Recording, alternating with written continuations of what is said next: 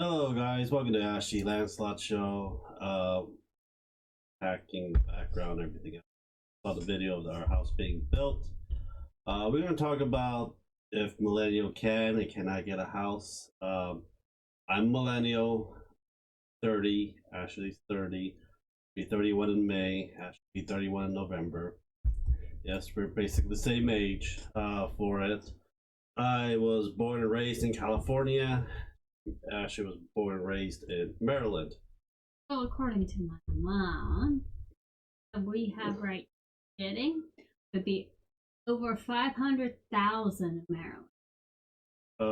You know, millennials can get houses.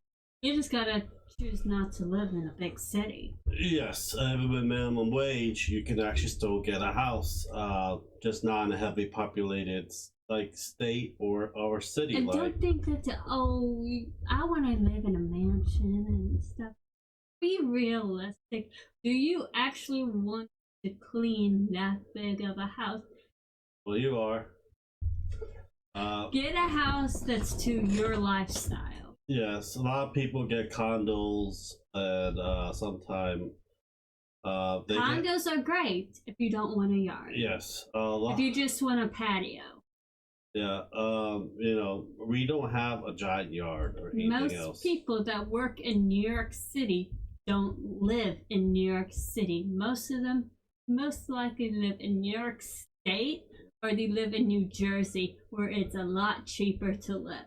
Yeah, and it's like a 2-3 hour commute. When I first came back to the United States from Japan, being medically discharged, we didn't make much. I had to literally use my disability benefits and also go use my GI Bill for school, and I had to drive 2-3 hours one way and 2-3 hours the other way, so it was like 4 to 6 hour drive. A lot of people do trip. that for work. They do the 2-hour commute because California, it's a lot expensive because the Bay Area, that's where I went to school at, because that's paid the most. Then we lived in Sacramento, then went up to Redding. A lot of people that lived in Sacramento because it was cheaper to live. Drove to San Francisco. Work in San Francisco. They did a 2-hour commute on 80. Yeah, and I was there when traffic is pain in the ass. So no, you don't have to live near a big city work in a big city. A lot of times, though, you don't have a car, you make minimum wage and stuff. Usually, you want to live in a non-populated area, usually a huge populated area with a degree if you get. You want to live in a town or a city, not a metropolis. Yes, like New York City is counted as a metropolis, not a city. I would say the middle of America or south of America is basically the ideal way. Not Florida. Florida's expensive. Florida is expensive, but like Georgia, Louisiana. You don't want to live at the Mississippi. Gulf. The Gulf is expensive. Well, I mean, you don't live by the Gulf. Just New Orleans is expensive. Yeah, you can go above Louisiana and live there as well. You can live in Louisiana; it's cheap, but it's not the greatest state. But if you're like have a good high-paying job, a good degree, and stuff, they don't have much people there that does that degree. You might get a better chance. North and South Carolina are pretty cheap. Georgia and Alabama. Because we've done the math. And Louisiana, these southern states here. Because Texas. Because we've done the math here in South Carolina. Minimum wage here is like $8 to $10 depending on which county you live in. It's $10. Here's $10, and this county. You can actually live off of that 1-bedroom apartment. Bedroom apartment here runs about. Yeah. Depending which apartment complex you want to go and how nice it looks. We can, calculate and everything else. Get the calculator. Get the calculator out. Why did you get a cal? No. You shut up, Bigfoot. Calculator. Here, 10 times 8. Oops. 10 times 8 times. You did wrong. Sorry, 10. God damn it. 8 times 5 times 4 equals 1,600. a month. With 20% of that, I'll say about 200 1400. You can get a Don't forget the electric bill, which can range to $200. Yeah, but if it's a one bedroom, you probably want to have stuff turned on like us with a bedroom house. We also have a lot of electric. Yeah, that's true too. So, it is livable. A one bedroom apartment here is like $4 to $6.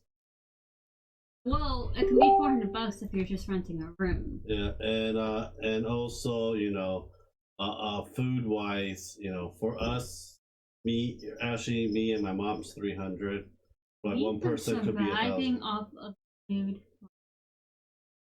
For Most $300 of it's from last month. because we go to a Sam's Club and Costco and buy What bulks. we've been going to Sam's Club and getting is stuff like toilet paper towels. Chicken Chicken goes away. soda. You can buy a 2 whole bird for like $9. Got the cook. They still have a turkey in the fridge. I know. That's probably one later on. BMO's acting up, but yes, it is possible. Yes, it is doable. It's just, hey, Coffee did it. get her out, get him out. Coffee, go. Shit, that scared the shit out of me. You can't close it. I'm not editing that out.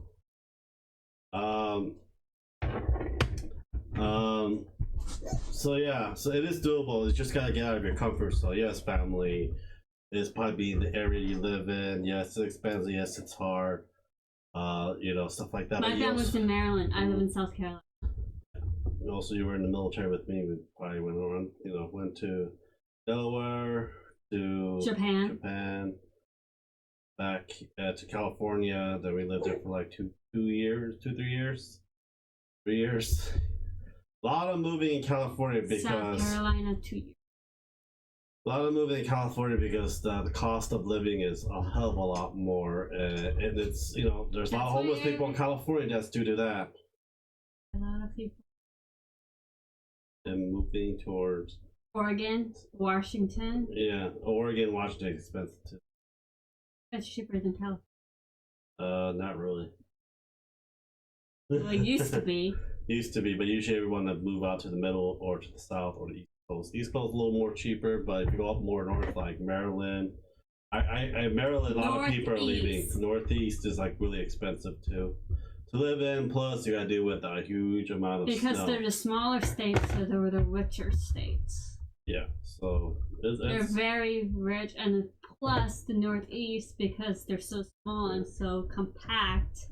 Mm-hmm. They're by the one of the biggest cities. If you do the research, the math, and everything else, check the state, check what jobs are available out there. A lot of times they will pay for your move and so forth as well. It is doable. If you're in the Northeast, you want either medical or you want political. Or computer. A lot of computer. Computer, political. Computer, construction. There's also a lot of things that millennials don't do is like hands-on hard labor trade job.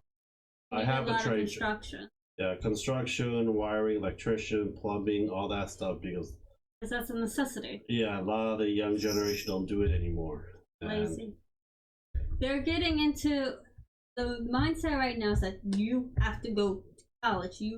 They don't say, oh, you can go to college or you can also go to trade school. Or either join the military. Way you're gonna get a career.